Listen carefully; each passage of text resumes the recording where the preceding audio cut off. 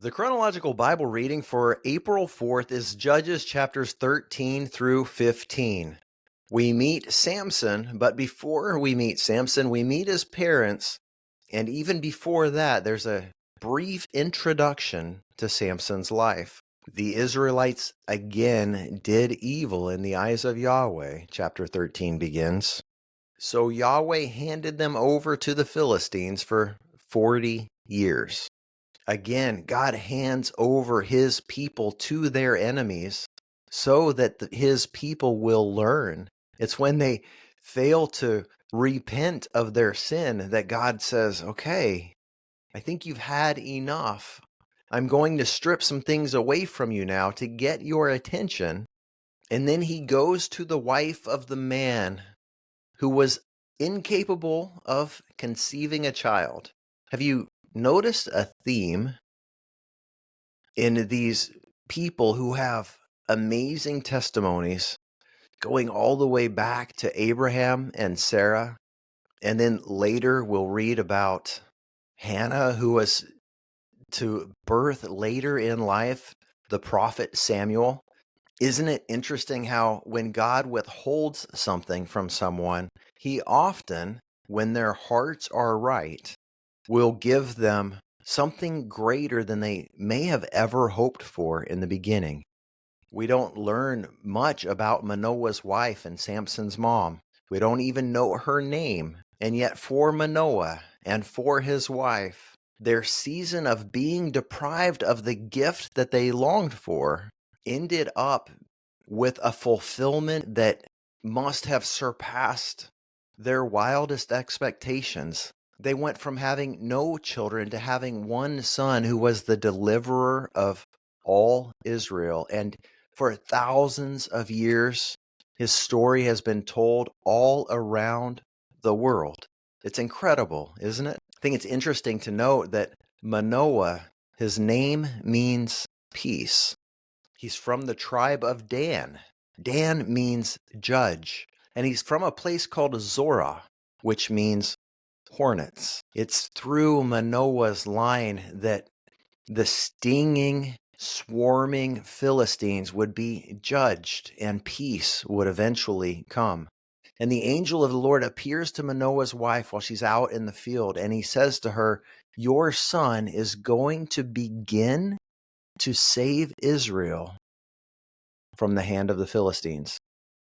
She runs and tells her husband the story, and instead of doubting, instead of thinking she's gone crazy, he just prays, "Please, God, let this angel, this man, whoever this was who came and prophesied to my wife, can you send him back so that he can teach us how we are to walk this out?" When God calls us into a season, when God makes us an extraordinary promise, something supernatural, it would be incredibly wise of us to follow the example of Manoah, to pray and say, "God, how am I supposed to walk this out? God, you're calling me to a new job, a new ministry, a new relationship. God, you're calling me. I feel the promise and the tug, the pull into this new season, maybe living in a new place, a new job, this transition that's coming."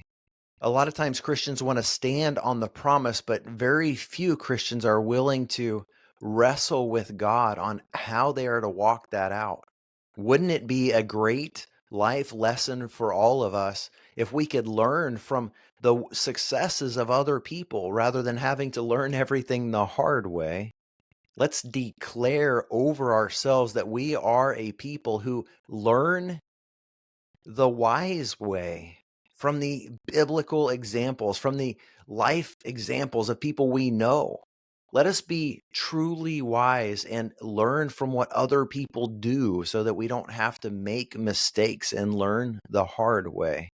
Manoah prayed, God listened, and the man of God comes back. The angel of Yahweh comes back and answers their questions and says, Samson, their son, is to be set apart. He's to be a Nazarite. Don't cut his hair. He's not to consume any alcohol.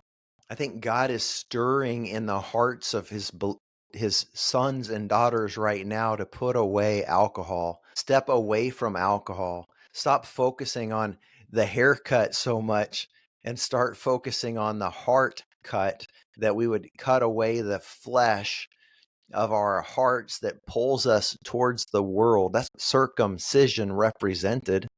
Let's cut off the flesh. Let's enhance the spirit, man.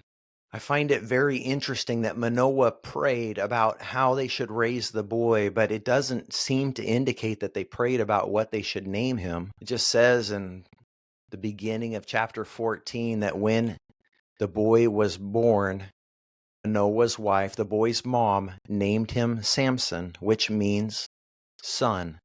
They were in the midst of a people who worshiped the sun, and they named their boy Son. He is like the sun, child of the sun.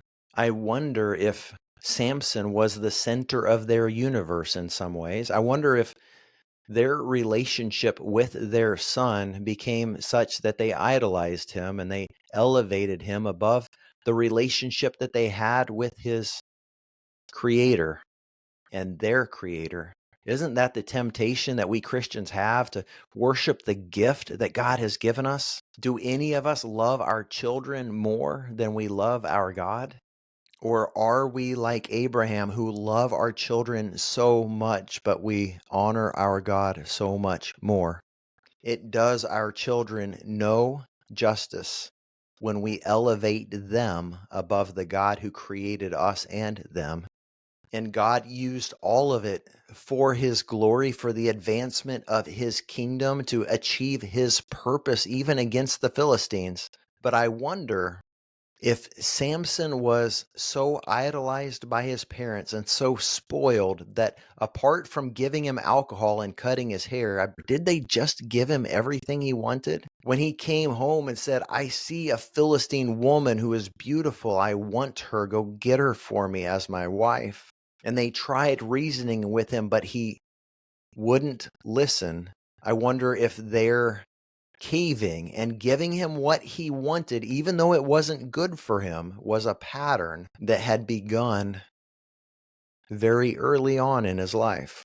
We learn lots of stories about Samson and his superhuman strength, but do we ever stop to think of how much a fool Samson was when it came to how he chose the woman he loved?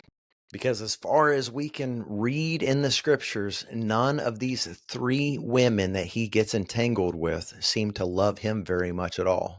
By God's grace, may we be wiser than he was. And for every ounce of physical might that Samson had, may we have the spiritual might to fight sin and conquer the enemies that would seek to destroy us, the way Samson was eventually destroyed, and we'll read about that tomorrow. God bless you, my friends. Thank you for being on this journey with me. We'll see you tomorrow.